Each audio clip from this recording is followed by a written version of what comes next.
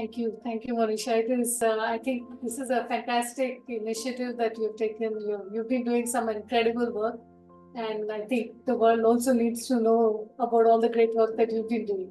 I actually grew up in a small town in Bengal called Kharagpur, although my genes are from Rajasthan. And I think grew up in a small campus town, seeing IIT all around me. I wanted to go there, and that's what I did. Graduated, went to the US, and around 2000 was when the Human Genome Project was just getting completed. So it sounded fascinating. I think there were many other things that we were trying to start at that time, but this just seemed too interesting to sort of not do it, right? And this is, I think, for people who don't have a track of what time this is. This is before Google was even released and all of that, right? So it is around that same time.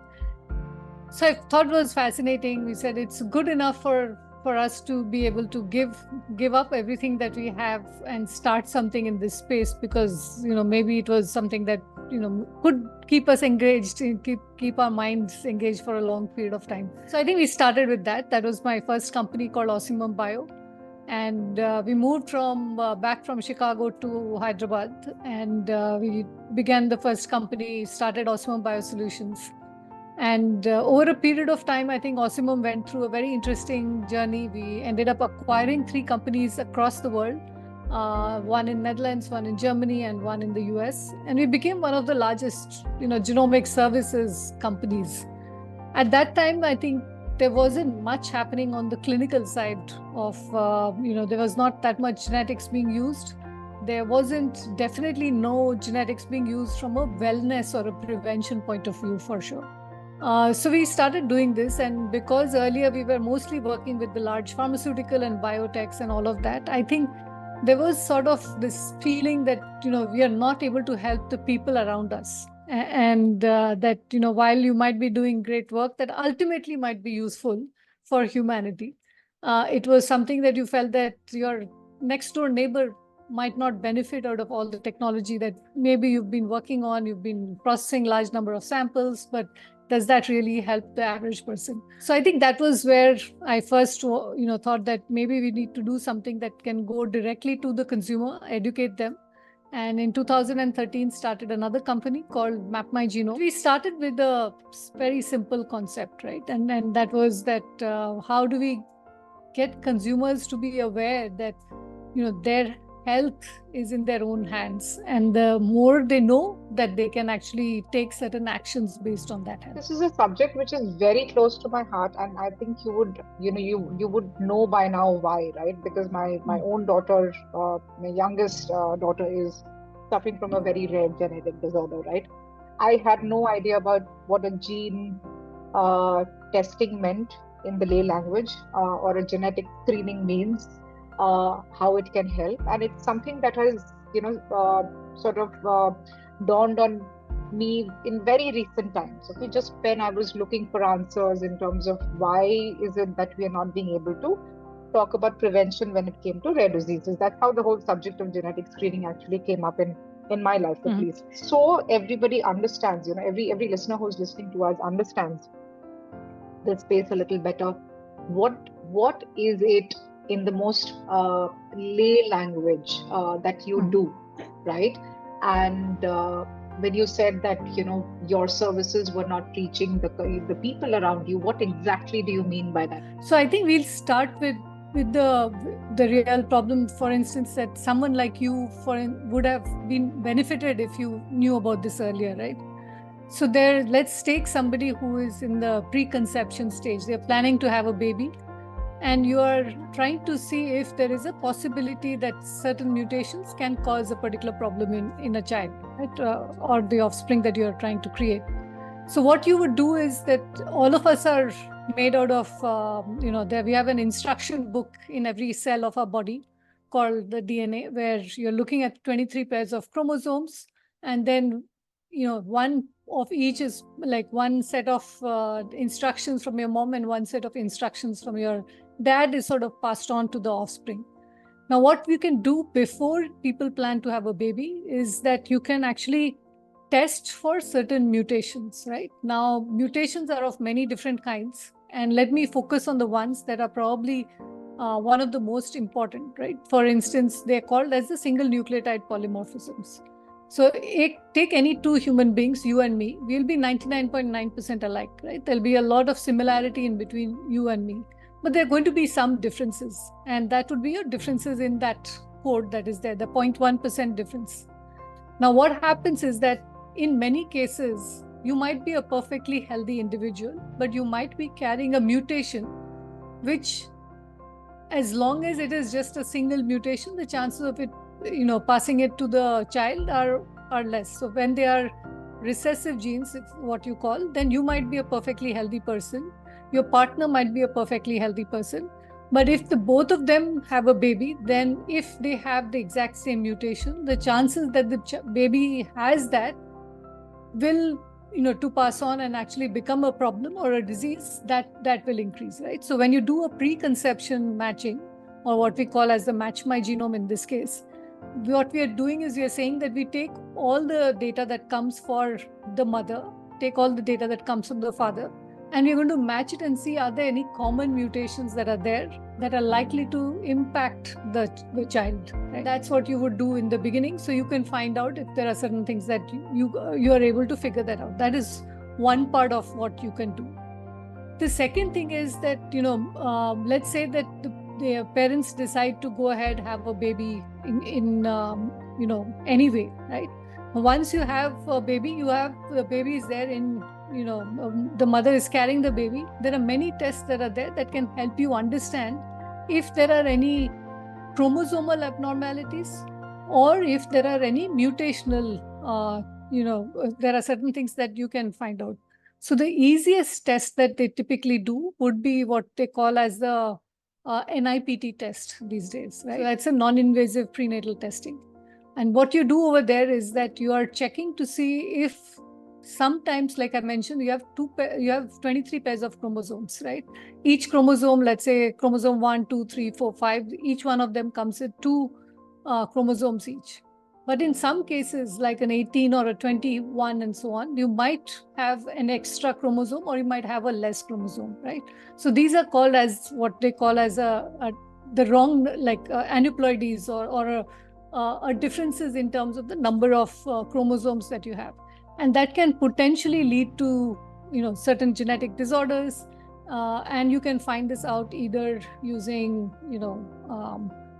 a karyotype of the parents, or you're looking at NIPT, which I was talking about. You can find out if there is something that is there that the parents need to be aware that the baby is likely to have. Out of these two methods, so what I'm understanding, if I had to further simplify it, is that either you test, yourself as a carrier for various abnormal conditions, either before conception or after conception when you are, in that phase of pregnancy, right, carrying the child. Out of these two methods, which is the safest? But if you ask me, I would say obviously before conception, right? Yeah, or do you of feel course. do you feel one has more advantage than the other in some way? No, so they're also slightly different in terms of what you're looking for. When I'm doing a preconception testing, I'm just checking if I have a mutation, right? Let's say I have a mutation for G6PD or a phenylketonuria or a thalassemia or otherwise. I might be a carrier and lead a perfectly healthy life.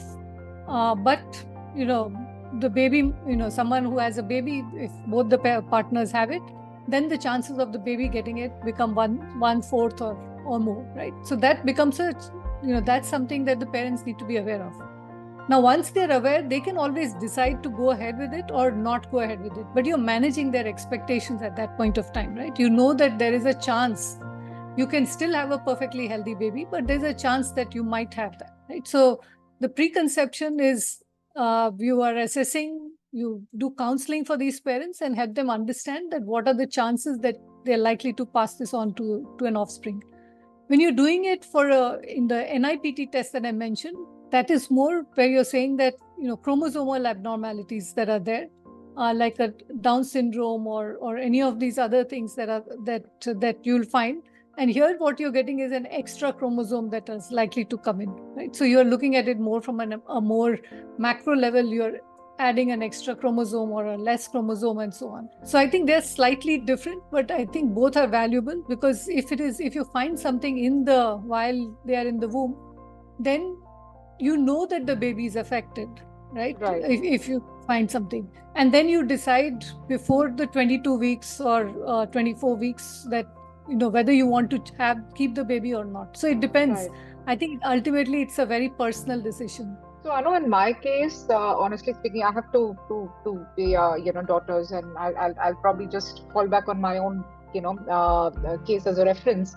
My eldest had no issues whatsoever. It was a pretty regular pregnancy, normal childbirth, etc. She till date she's healthy, and I don't have any complaints with the eldest. But in case of my youngest, right, and her name is Kia. So when Kia was conceived, uh, there was bleeding, post conception. That was one thing that we noticed. We went through all clear for all the prenatal tests for Down syndrome, etc., etc. So none of any abnormalities were noticed for her. But there was bleeding. The fetus growth had slowed down in the eighth month, for which I was put on bed rest. There were no tests that were known that could be done to figure out why. Eventually, it was a normal childbirth, but she came out, and I think within 10 months, she was diagnosed with the rare disease, because you had, developmental delays, right? And mostly physical development delays. Any test that you can think of that could have been included in that list of prenatal tests, right? At that point of time, do you think anything could have been done as an early intervention? Because at that time there was no cure or no preventive line of treatment even for this kind of a rare disease, right? But today there is, and I know that So internationally, post-conception during the prenatal they do screening for rare diseases as well. What's your take on that? obviously, I think if you did the preconception thing, it's an easier thing to understand, because you can at least figure out if there's a possibility of that passing to your child. And I think the fact that you did not have the first child was healthy, I think obviously you had no reason to even suspect that. Nowadays we are finding a lot more couples that, at least those who are aware, they say that we want to do this to just screen out any possibilities. Now when they are from related families like consanguineous marriages, the chances of that mutation being there in both the parents is very likely, right? Because if you are related, the chances the mutations are common, and therefore you're likely to pass it on to the child. So typically, I think if they are related, I would 100% suggest that they actually do this kind of a screening, because it really will help them over for the rest of their lives. That is one. The second is that you can now do a lot more prenatal tests as well compared to what you could do earlier. So I think definitely lots have changed. I think even since the time that I had my kids, which was a long time back, there are definitely a lot more things that have changed. And I think today the technology is there for everyone to use, and relatively cost effective to be able to use it. So I would urge for people, especially those where there is a family history or they've heard of something in the extended family, I think, to at least be able to go and find out if there is something that they can do about it. Absolutely. Very honestly speaking, I can't, help but second that, because, when I married somebody who's not related to my family from any angle. There has been no history of any rare disease in the family, etc. So what I've understood in my 13 years journey with this rare disease in my child is that the rate of incidence has increased. That is point number one. I'm not sure why. The number of carriers, they say, are very, very high. And I'm just limiting myself to spinal muscular atrophy because that's what we are dealing with in my family. They say 1 in 40 people who are walking the planet Earth are carriers. So you could imagine that these 1 in 40 people don't really have to be related in a particular family or through their families only. So there are ample number of carriers in the society around us. And I think it's only safe that, without waiting for one to conceive a child and then test if that child carries an abnormality, because then the only option is whether you want to have the child or not have the child, right? That's going to be like terminating a life. Correct. I think the safest way would always be to prevent by doing a preconception test, right? We have this option to do it today. You can always keep a genetic, report card, and it's a once in a lifetime. You don't have to repeat these tests again and again. It's not like a annual health checkup that you need to do, right? Should you plan to have a family match it with your, Mm. with your partner that you're planning to have your family with, grow your family with, and there you go. You have a solution to figuring out which alternative way of having a child that you want to go about. And there are lots of ways of conceiving a child today. What are the types of tests that somebody like me, right? If I was in an age where I could conceive a child or wanted to grow my family, what are the kinds of tests that I could go in for in today's day and age?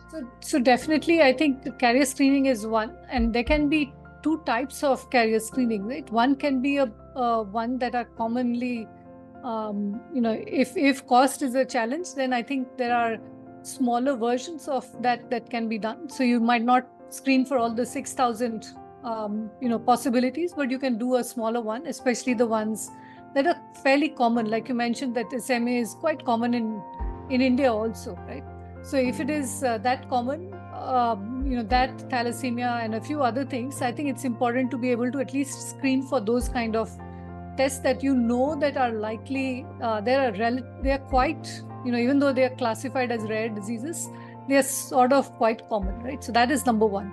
The ideal would be to be able to do an extended carrier screening for everyone, which would be basically looking at all the 6,000 markers. So you do like a whole sequencing of your exonic part of your genome. So that is typically what we would do. So it's an exome sequencing based platform, and you do that, and you can have that in many ways, like you match your horoscopes. I think you can match that, because ultimately I think that's what will shows the compatibility in the genetic sense, right? You can see if there's something that you're passing on or not. So that would be an extended carrier screening that I think is a very important part of what is done. The second is what we were discussing, which was like an NIPT or a karyotype and others that your OBGYN or others would recommend. And then there are the third part would be that once the baby is born, typically what hospitals are doing is they do a basic biochemistry test, right? So I'm sure as soon as your baby is born, they would have done like a heel prick test where they take a little blood sample from your baby's foot, and then they do a biochemistry test. There they are checking if there are anything abnormal, and based on that they recommend whether there is a genetic test that you want to do for the child or not. So similar to what we did for the adults, you can do a similar test for the newborn baby as well, and you can find out if there are anything from a genetic point of view that potentially can, either they have the disease right now or they might likely to develop it over the next few months, right? And typically a lot of them will happen over the first 1 or 2 3 years, and many of them are preventable as well, right? So some of them could just be some diet based intervention, like no proteins for certain cases, or otherwise there are certain types of foods that are allowed for them to be able to eat, and they lead a perfectly healthy life and so on. So some of them are easy to manage from a dietary or a lifestyle perspective, but there are others that would need interventions early, and the earlier intervention you can do, the better it is for the child. So, Anu, we were talking about, which side of the coin one would like to choose, right? Whether prevention or let's say the cure for the rare disease specifically. Because in my case, if I had to further exemplify, Kia got diagnosed. Kia is my daughter, so she got diagnosed, and then for 10 years, there was no known line of treatment. And when something came out, was approved by US FDA, reached India, uh, it turned out to be obnoxiously expensive. Like I, for example, have to, provide her a treatment worth 1 crore a year now for the rest of her life. That is where we are at that junction in life. And in our country, because of, the existing healthcare system being so behind, and the insurance sector not being comprehensive enough to include genetic disorders, etc. This kind of medical healthcare is, especially for rare disease treatment, is not covered. For that matter, any genetic condition is not covered. So the only method given to families like us is please go out there and crowdfund from the public of the country. So you can imagine how difficult that must be, because it's not a very common thing that people do, right? So that's what I keep telling people whenever we get a platform to talk about. And thankfully last year we were able to gain the attention of a few corporates, because I come from that background, and I always believe that the corporate world has solutions which can support even those like us. We cannot be left out, because somewhere the corporate CSR policies have a huge emphasis on healthcare. So I think it is obviously very clear that once you it is much more expensive, and also it also is in terms of your quality of life and your time and all of that. I think it's not just like you mentioned, it's a crore for the next few years or till but it's also that you are also taking care of the baby. You have to stay at home. There's a lot that goes in for the entire family, and I think nobody plans. Nobody is already aware that this is what they are going to go through. So I think it's important that if they can first do this kind of testing earlier, then they don't have to go through that both emotional as well as financial pain, right? So, and I think that's what is there, that currently the cost is also not that high for people to be worried about, like, how do I spend this kind of money and get these tests done. So I think it's important to be able to do that. And I think one of the things that we were thinking is that even within the other tests that we do, which is genome patri, what we've started to do is to add about 10 or 15 of the common carriers, things that we can screen over there. And that sort of is quite very, very low price, so that people can actually do this without thinking much about it, and you're able to at least get a larger population to be able to do it. Even if you do the full extended carrier screening and all that, they are not that expensive anymore, right? So I think you'll be spending a ballpark of 30 to 40,000 rupees on an average for both the husband and wife, and then see what you want to do after that. Right. Compared to what you said, you end up spending, which would be a lot more for an average family that is there. And that too, you've been able to gather, after so many years, you've been able to gather a lot of people together. You build in a community, and therefore you're able to get at least some attention of some corporates. But Absolutely. if you can prevent this in the first place, right? Absolutely.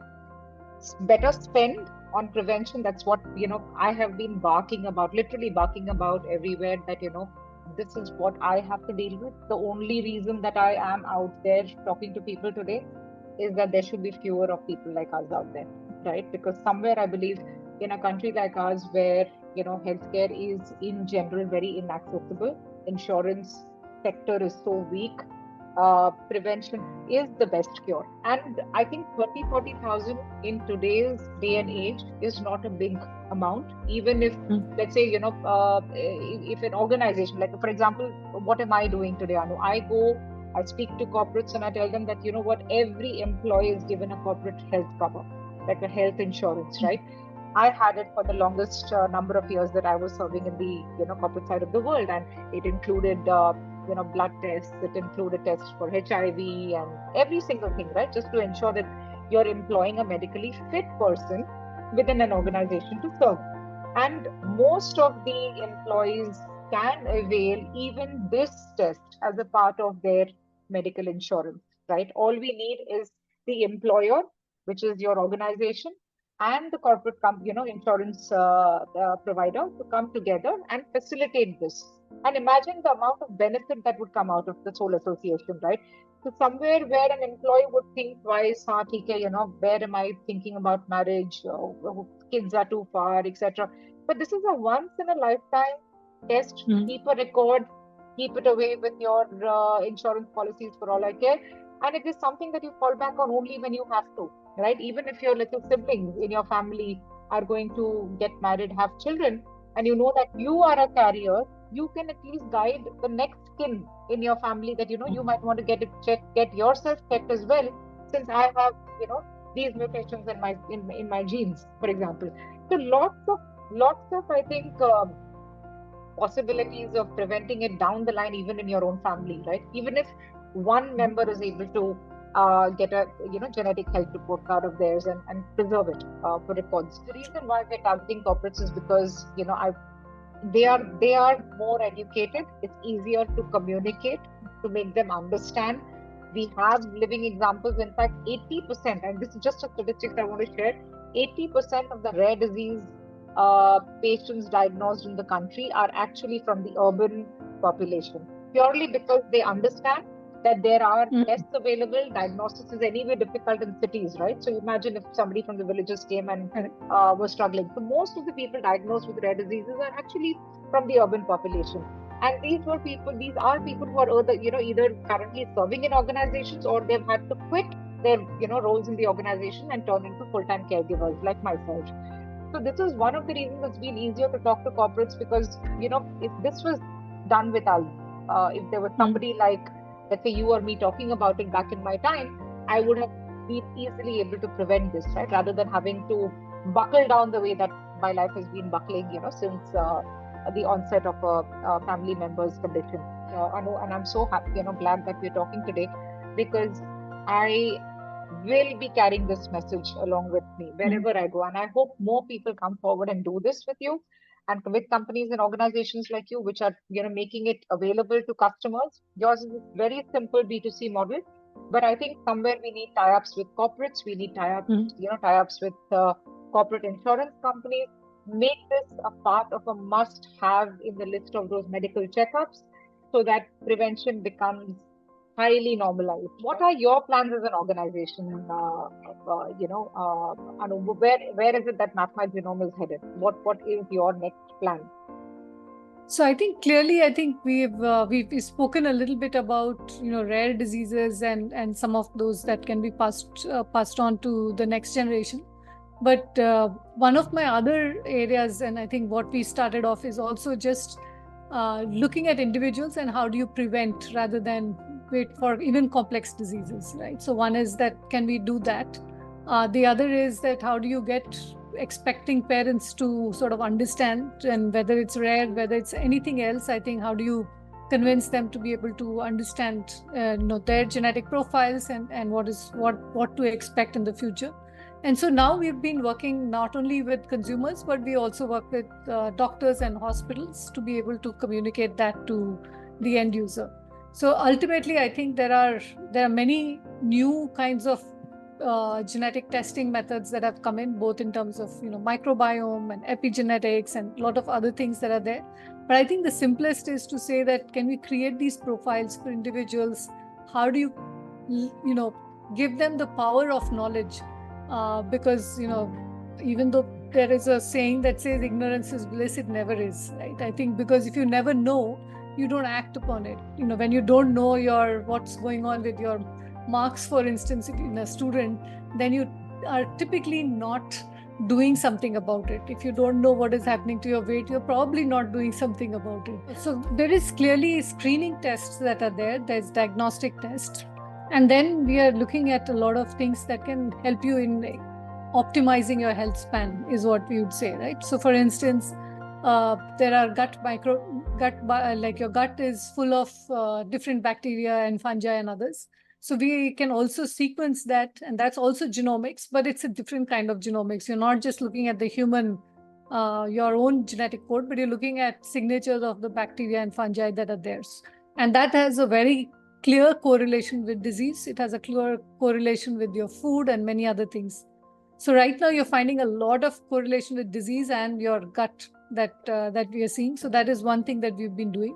The other also that we provide is what we call as the epigenetics, which basically means that your effect of your environment, and you spoke a little bit about some of the changes that have been happening in the environment, right?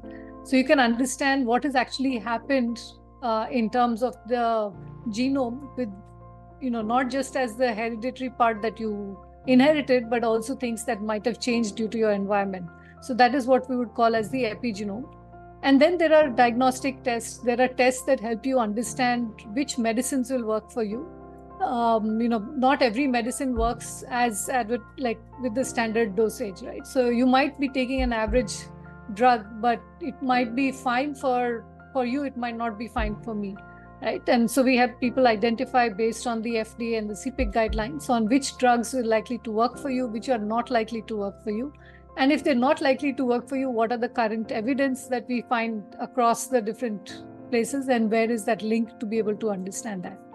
So there are many things that you can do from a genetic analysis. There are fun things that you can do, which could be like understand where you came from, what your ethnicity is. You can also understand which beauty products to use. So, or which fitness activities will work for you. So there are some interesting, fun things that you can do. There are screening tests that you can do. There are tests that you can do from a treatment perspective.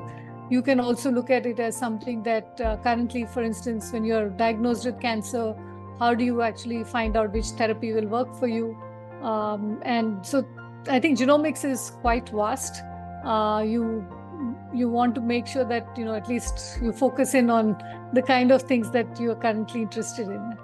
I think there's something for each one of us, it looks like, right? In Right. terms of whether it's food or, like you said, beauty Yeah. products or, medication, whatever one can take, one can't take, physical fitness, etc. The world of genomics is honestly, I think it's expanding, and eventually, what I've read and heard about is, I think the aim is the same. We are all looking at preventing anything which is not suitable for a humankind to, keep on recurring, right? And that's the whole idea of going back and trying to analyze what we are made up of. I know my honest approach has been declared here in this podcast and in every conversation that I've had with you, what I plan to have with others around. And I somewhere believe that, at least for India and being India specific with respect to this, there is a large population of undiagnosed patients purely because, again, facilities are not adequate. The patients are suffering because of healthcare facilities, again, not being accessible, medication not being accessible. So I completely believe that prevention is the key, right, going forward for any illness. I'm not limiting myself only to rare diseases, but in case of rare diseases, it is unfathomable purely because of the medical treatment being inaccessible because of its price and cost. I know the government of India is trying its best to come up with new generic drugs even for rare diseases, but it's all going to take time. And every month, every day for that matter, children are being born, they are being diagnosed, and the parents that we meet, they come with their hand on their head and say, I wish we knew about this screening option available. When I tell them that, didn't you know about this? So I think this is one thing that I want to take forward. I want to keep working on, so that everybody at least knows that there is an option available. With the help of corporates, if we can get these health camps rolled out for organizational employees, India has a huge IT, workforce, which is, working for global projects all across the world. And I think we are sitting on a ticking time bomb if we are not going to do something about it, right? So somewhere that has been the whole angle of, having this conversation with you. If, let's say, an individual wants to access any kind of screening available, that they want to kind of avail from Mapmygenome, do you have centers across India? How does one go about it? So I think there are two things. One is that some of our preventive tests are available anywhere FedEx and Blue Dart and others can reach. So you just place an order online, you get a kit in the mail, you take a sample and you send it. Now, that can be done even for like a Mapmygenome and others. We just need a little bit more of your DNA that is there. The other thing that I wanted to tell you about was also that we've been creating a resource page for people to educate people. And over there, you can search by gene name, you can search by condition, you can search by a test or others to find out more about that. And so from there, we can then, you click on whatever you know, you search for whatever you know, you find the product that you are looking for. And then if you have questions, you talk to our team that either on WhatsApp or otherwise, and then we'll arrange a pickup, right? So if it's a blood test, then typically we would arrange for a blood pickup from your home. Or if you are, if it is a kit, then typically whether it's a microbiome or epigenome or others, most of these are through a test kit that we are able to send. So if it is a saliva based, easy to send. Blood based, mostly we would arrange a phlebo pickup, even though we can potentially take blood sample also through dried blood spots. So there are many ways. You don't have to go anywhere. I think we will come to you, right? So ultimately, I think that's the message I want to get, that it's not difficult to get it anywhere in the country. They would be able to get access to that. So some of the corporates have, even given us the option, can we have like a, Camp. training camp, yeah, inside their Yes, campuses? Does that sound absolutely. as something doable, or would you need extra volunteers from anywhere? Do you think that we as, patient advocacy groups can come forward and support you? What do you think would be the perfect combination to make that happen? I think that would be great because we don't really have the bandwidth to go to every corporate or to spread the word. And I think it would be great if there's a way that we can work together to spread the awareness, to be able to create that amongst the corporate community, because I think it's right now the lack of awareness of what this can actually end up with, right? So I think it would be really helpful. My sincere request to everybody hearing is that if you are a corporate, if you have any number of employees working with you, please get this incorporated in your medical health checkup checklist, and either in tandem with your insurance provider, or if you can fund it yourself, nothing like it, but make this a part of the employee well-being checklist, because somewhere I believe that you're not just going to be preventing rare diseases, but a whole lot of other incidences which can be easily checked. Anu, thank you so much for your time. Is there absolutely anything else that you would want to share with us before we go? Otherwise, I am very, very grateful for the time that you've given me today. Thank you, Monisha. I think thank you for creating, the community that you are creating. I know it started as a personal, initiative that you did, but I think it is creating a lot more for many families that are looking to find solutions. So thank you for that. And I think we've been talking about prevention, and I think one line that I often use is that prevention is not only better than cure. I think in most cases prevention is the cure.